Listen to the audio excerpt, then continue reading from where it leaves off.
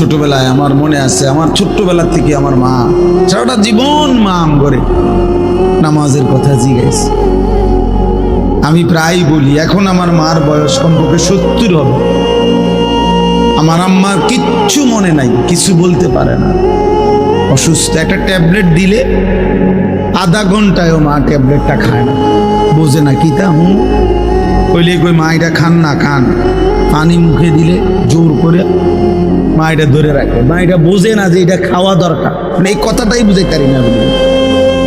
এখন এমন দুর্বল সেই মা আমার, এখনো আমরা কথা বলি আম করে জিগায়, আমারে তো জিগায় তোমার ধরছে কসম,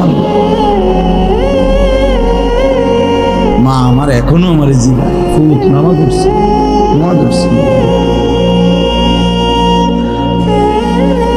মা আমার সবসময় বলে, এখনো বলে, মা ফুট কতখানে ওয়াজে যাও, মানুষের লগে চাই টাকা পয়সা লইয়া ঝামেলা করব না।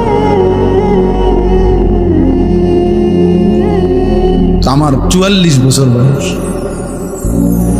44 বছর বয়স আমি মায়ের সেই নজর নেগ্রান।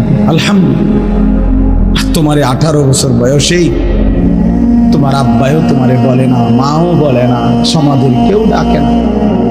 তোমার পতন, তোমার ধ্বংস, তোমার বরবাদি, তুমি নারী দেখতে দেখতে ধ্বংস হয়ে যাইতেছ, ছবি দেখতে দেখতে বেঈমান কাফেরদের মতো সাজতে সাজতে সাজতে সাজতে চুল পান শার্ট পোশাক লেবাস চলা ফেরা উঠা বসাতে কাফের মুশরিকদের মতো হতে হতো। ধীরে ধীরে একটা সুন্দর ছেলে, একটা সুন্দর জওয়ান মুসলমানের একটা তাগড়া ছেলে চোখের সামনে কি হয়ে দেখতে নষ্ট। এই সমাজ তাকায় তাকায় দেখতেছে।